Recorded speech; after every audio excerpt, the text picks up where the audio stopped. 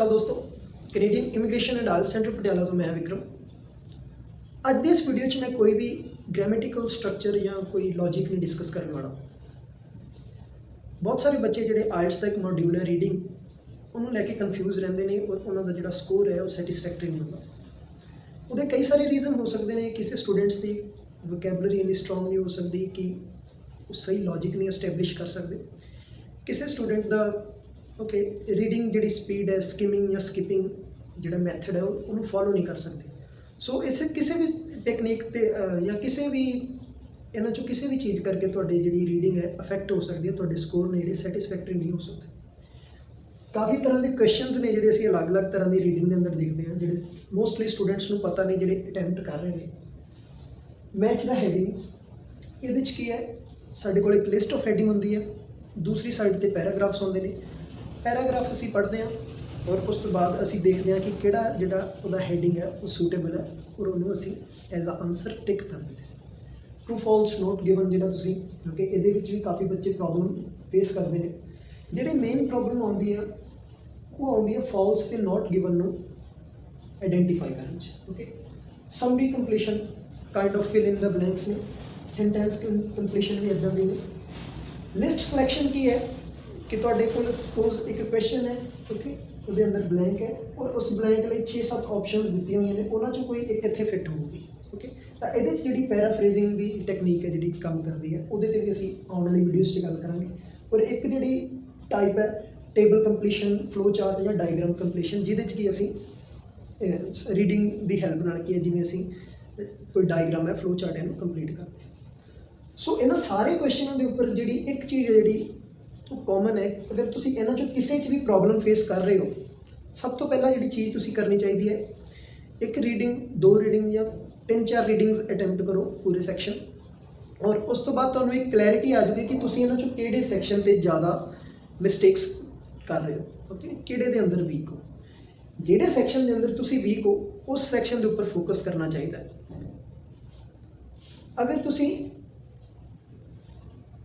ਇੱਦਾਂ ਦੀਆਂ ਮਿਸਟੇਕਸ ਕਰਦੇ ਜਾ ਰਹੇ ਹੋ, ਮਤਲਬ ਇੱਕੋ ਸੈਕਸ਼ਨ ਹੈ ਤੁਹਾਡਾ, ਵਾਰ-ਵਾਰ ਉਹਦੇ 'ਚ ਗਲਤੀਆਂ ਹੁੰਦੀਆਂ ਨੇ, ਤਾਂ ਇਸ 'ਚ ਕੋਈ ਫਾਇਦਾ ਨਹੀਂ ਕਿ ਤੁਸੀਂ 5-6 ਰੀਡਿੰਗਸ ਇੱਕ ਦਿਨ 'ਚ ਕਰੋ, ਕਿਉਂਕਿ ਤੁਸੀਂ ਆਪਣੀ ਗਲਤੀ ਦੇ ਉੱਤੇ ਫੋਕਸ ਨਹੀਂ ਕਰ ਰਹੇ। ਤੁਸੀਂ ਸਿਰਫ ਇੱਕ ਨੰਬਰ ਇਨਕਰੀਜ਼ ਕਰ ਰਹੇ ਹੋ ਕਿ 3 ਰੀਡਿੰਗ ਕਰ ਲਈਆਂ, 4 ਰੀਡਿੰਗ ਕਰ ਲਈਆਂ, ਉਹਦੇ ਨਾਲ ਤੁਹਾਡਾ ਸੈਟਿਸਫੈਕਟਰੀ ਰਿਜ਼ਲਟ ਨਹੀਂ ਆਉਣਾ।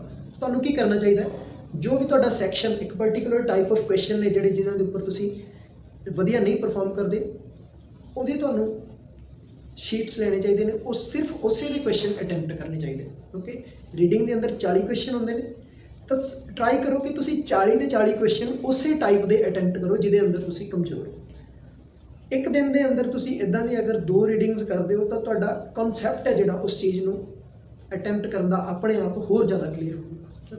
ਸਪੋਜ਼ ਅਗਰ ਤੁਸੀਂ ਟਰੂ ਫਾਲਸ ਨੋਟ ਗਿਵਨ 'ਚ ਜਿਹੜੀ ਕੰਫਰਟੇਬਲ ਨਹੀਂ ਹੈ, ਤੁਹਾਡਾ ਸਕੋਰ ਹੈ ਜਿਹੜਾ ਇਹਦੇ 'ਚ ਨਹੀਂ ਆਉਂਦਾ, ਤਾਂ ਤੁਹਾਨੂੰ ਚਾਹੀਦਾ ਕਿ ਸਿਰਫ true false note given type question ਨੇ ਜਿਹੜੇ ਉਹਨਾਂ ਨੂੰ ਕਰੋ।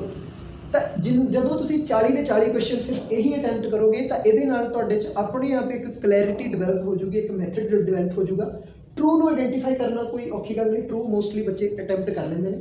ਜਦੋਂ ਫਾਲਸ ਤੇ ਨੋਟ ਗਿਵਨ ਦੇ ਵਿੱਚ ਉਹਨਾਂ ਨੂੰ ਇੱਕ ਕਨਫਿਊਜ਼ਨ ਕ੍ਰੀਏਟ ਹੋ ਜਾਂਦਾ ਹੈ, ਤਾਂ ਇੱਦਾਂ ਦੀਆਂ ਕਨਫਿਊਜ਼ਨਸ ਨੇ ਸਿਰਫ ਪ੍ਰੈਕਟਿਸ ਨਾਲ ਹੀ ਤੁਸੀਂ ਦੂਰ ਕਰ ਸਕਦੇ ਹੋ। ਬਹੁਤ ਸਾਰੇ ਮੈਥਡ ਨੇ ਜਿਨ੍ਹਾਂ ਨਾਲ ਅਸੀਂ ਅਪਰੋਚ ਵੀ ਕਰ ਸਕਦੇ ਹੋ, ਬਟ ਜਿਹੜੇ ਤੁਸੀਂ ਆਪਣੇ ਐਂਡ ਤੋਂ ਚੀਜ਼ ਕਰ ਸਕਦੇ ਹੋ ਕਿ ਉਸੇ ਸੈਕਸ਼ਨ ਨੂੰ ਜ਼ਿਆਦਾ ਅਟੈਂਪਟ ਕਰੋ। ਤਾਂ ਜਨਰਲੀ ਤੁਸੀਂ ਹੋਰ ਵੀ ਬਹੁਤ ਸਾਰੀਆਂ ਟਾਈਪਸ ਨੇ ਜਿਹੜੀਆਂ ਰੀਡਿੰਗ ਦੇ ਅੰਦਰ ਕੁਐਸਚਨਸ ਦੀਆਂ ਆਉਂਦੀਆਂ ਨੇ, ਬਟ ਜਨਰਲੀ ਉਹਨਾਂ ਨੂੰ 5-7 ਟਾਈਪਸ ਦੇ ਅੰਦਰ ਅਸੀਂ ਕਲਾਸੀਫਾਈ ਕਰ ਸਕਦੇ ਹਾਂ। ਤਾਂ ਤੁਸੀਂ ਇੱਕ ਵੀਕ ਦੇ ਅੰਦਰ ਹਰੇਕ ਸੈਕਸ਼ਨ ਦੇ ਉੱਪਰ ਆਪਣੀ ਜਿਹੜੀ ਕਨਸੈਪਟ ਹੈ ਉਹਨੂੰ ਚੰਗੀ ਤਰ੍ਹਾਂ ਡਿਵੈਲਪ ਕਰ ਸਕਦੇ ਹੋ ਔਰ ਉਸ ਕਨਸੈਪਟ ਨੂੰ ਅਪਲਾਈ ਵੀ ਕਰ ਸਕਦੇ ਹੋ ਉਸੇ ਵੀਕ ਦੇ ਅੰਦਰ। ਤਾਂ ਤੁਸੀਂ ਯੂ ਵਿਲ ਫੀਲ, ਤੁਸੀਂ ਓਬਜ਼ਰਵ ਕਰੋਗੇ ਕਿ ਤੁਹਾਡਾ ਜਿਹੜਾ ਸਕੋਰ ਹੈ ਉਹ ਕਾਫੀ ਜ਼ਿਆਦਾ ਇੰਪਰੂਵ ਕਰ ਜੂਗਾ। ਅਗਰ ਤੁਸੀਂ 5 ਬੈਂਡ ਲੈ ਰਹੇ ਹੋ ਤਾਂ ਇਟ ਇਜ਼ ਕੁਆਇਟ ਪੋਸੀਬਲ ਕਿ ਤੁਹਾਡਾ ਸਕੋਰ ਹੈ ਅਪ ਟੂ 7 ਵੀ ਜਾ ਸਕਦਾ ਹੈ, ਕਿਉਂਕਿ ਟਰੂ ਫਾਲਸ ਅਗਰ ਤੁਹਾਡੇ ਫਾਈਨਲ ਐਗਜ਼ਾਮ 'ਚ 7-8 ਟਰੂ ਕੁਐਸਚਨ ਆ ਗਏ ਔਰ ਟਰੂ ਫਾਲਸ ਟਾਈਪ ਕੁਐਸਚਨ ਆ ਗਏ ਔਰ ਇਹਦੇ 'ਚ ਹੀ ਤੁਸੀਂ ਵੀਕ ਹੋ, ਤਾਂ ਮਤਲਬ ਤੁਹਾਡੇ ਜਿਹੜੇ 7-8 ਗਲਤੀਆਂ ਪਹਿਲਾਂ ਤੋਂ ਹੀ ਪੋਸੀਬਿਲਿਟੀ ਹੈ ਕਿ ਹੋ ਜਾਣਗੀਆਂ। ਬਟ ਜੇ ਇਸੇ ਚੀਜ਼ ਨੂੰ ਤੁਸੀਂ ਪ੍ਰੈਕਟਿਸ ਕਰ ਲੈਂਦੇ ਹੋ ਤਾਂ ਚਾਂਸਿਸ ਨੇ ਕਿ 7-8 ਕੁਐਸਚਨਾਂ ਦੇ ਵਿੱਚੋਂ ਤੁਸੀਂ 90% ਨੇ ਜਿਹੜੇ ਠੀਕ ਕਰੋਗੇ। ਸੋ ਤੁਹਾਡੇ ਚਾਂਸ ਬਹੁਤ ਵੱਧ ਜਾਂਦੇ ਨੇ ਤੁਹਾਡਾ ਜਿਹੜਾ ਸਕੋਰ ਇੰਪਰੂਵ ਕਰਨ ਲਈ। ਜਨਰਲੀ ਮੈਂ ਦੇਖਿਆ ਸਟੂਡੈਂਟ ਕੀ ਕਰਦੇ ਨੇ ਕਿ ਜਿਹੜਾ ਉਹਨਾਂ ਦਾ ਵੀਕ ਸੈਕਸ਼ਨ ਹੈ ਉਹਦੇ ਉੱਪਰ ਫੋਕਸ ਕਰਨਾ ਛੱਡ ਦਿੰਦੇ ਨੇ, ਦੂਸਰੇ ਉੱਪਰ ਧਿਆਨ ਦੇਣ ਲੱਗ ਜਾਂਦੇ ਨੇ। ਬਟ ਇਸ ਤਰੀਕੇ ਨਾਲ ਤੁਸੀਂ ਆਪਣਾ ਸਕੋਰ ਨਹੀਂ ਇੰਪਰੂਵ ਕਰ ਸਕਦੇ। ਸਕੋਰ ਇੰਪਰੂਵ ਕਰਨ ਲਈ ਆਪਣੇ ਵੀਕਰ ਸੈਕਸ਼ਨ ਦੇ ਉੱਪਰ ਫੋਕਸ ਕਰੋ, ਸਿਰਫ ਉਸੇ ਨੂੰ ਅਟੈਂਪਟ ਕਰਦੇ ਰਹੋ ਜਿੰਨਾ ਚਿਰ ਤੱਕ ਤੁਹਾਡਾ ਇੱਕ ਕੌਨਫੀਡੈਂਸ ਬਿਲਡਅਪ ਨਹੀਂ ਹੋ ਜਾਂਦਾ ਕਿ ਹਾਂਜੀ ਤੁਹਾਨੂੰ ਜਿਹੜੀ ਅਪਰੋਚ ਹੈ ਉਹ ਕਲੀਅਰ ਹੈ। ਕਿਸੇ ਮੈਚ ਦਾ ਹੈਡਿੰਗਸ ਇਹਦੇ ਉੱਪਰ ਵੀ ਬਹੁਤ ਸਾਰੇ ਬੱਚੇ ਜਿਹੜੇ ਸਟਰਗਲ ਕਰਦੇ ਨੇ, ਸੋ ਉਹਨਾਂ ਨੂੰ ਵੀ ਇਹ ਸਾਰੀਆਂ ਚੀਜ਼ਾਂ ਫੋਲੋ ਕਰਨੀਆਂ ਚਾਹੀਦੀਆਂ ਨੇ। ਹਰ ਰੋਜ਼ ਇੱਕ ਟਾਈਪ ਦਾ ਕੁਐਸਚਨ ਅਟੈਂਪਟ ਕਰੋ, ਉਹਦੇ 2-3 ਸੈੱਟ ਮਤਲਬ 40 ਕੁਐਸਚਨ ਇੱਕ ਵਾਰੀ ਕਰੋ, 40 ਕੁਐਸਚਨ ਇੱਕ ਵਾਰੀ ਕਰੋ, ਤਾਂ ਕਿ ਤੁਹਾਡੀ ਕਲੈਰਿਟੀ ਹੈ ਜਿਹੜੀ ਡਿਵੈਲਪ ਹੋ ਜਾਏ। ਤਾਂ ਮੈਨੂੰ ਆਈ ਐਮ ਵੈਰੀ ਕੌਨਫੀਡੈਂਟ ਕਿ ਇਹਦੇ ਨਾਲ ਤੁਹਾਡਾ ਤੁਸੀਂ ਵਿਦਿਨ ਅ ਵੀਕ ਤੁਹਾਡਾ most of the type of questions ਦੇ ਉੱਪਰ ਜਿਹੜਾ ਤੁਹਾਡਾ ਕਨਸੈਪਟ ਹੈ ਉਹ ਬਿਲਕੁਲ ਡਿਵੈਲਪ ਹੋ ਜਾਊਗਾ। ਤੁਸੀਂ ਆਪਣੇ ਆਪ ਇਸ ਚੀਜ਼ ਨੂੰ ਫੀਲ ਕਰ ਸਕੋਗੇ ਕਿ ਤੁਸੀਂ ਕੀ ਗਲਤੀ ਕਰ ਰਹੇ ਸੀ ਔਰ ਤੁਸੀਂ ਕੀ ਚੀਜ਼ ਹੈ ਜਿਹੜੀ ਆਪਣੀ ਇੰਪਰੂਵ ਕੀਤੀ। ਸੋ ਅੱਜ ਦੀ ਵੀਡੀਓ 'ਚ ਮੈਂ ਕੁਝ ਹੋਰ ਟਿਪਸ ਨਹੀਂ ਡਿਸਕਸ ਕਰ ਰਿਹਾ, ਉਹਦਾ ਰੀਜ਼ਨ ਇਹੀ ਹੈ ਕਿਉਂਕਿ ਜਿਹੜੇ ਬੱਚੇ ਆਲਰੇਡੀ ਪ੍ਰੈਕਟਿਸ ਕਰ ਰਹੇ ਨੇ ਉਹ ਇੱਕ ਕੰਸਿਸਟੈਂਟਲੀ ਗਲਤੀ ਕਰਦੇ ਜਾ ਰਹੇ ਨੇ, ਆਪਣੀ ਜਿਹੜੀ ਮਿਸਟੇਕ ਨੂੰ ਜਿਹੜੇ ਉਹ ਨੋਟਿਸ ਨਹੀਂ ਕਰ ਰਹੇ। ਸੋ ਇਸ ਮੈਥਡ ਨੂੰ ਤੁਸੀਂ ਫੋਲੋ ਕਰ ਸਕਦੇ ਹੋ and you will feel that your result is improving. Thank you for watching this video.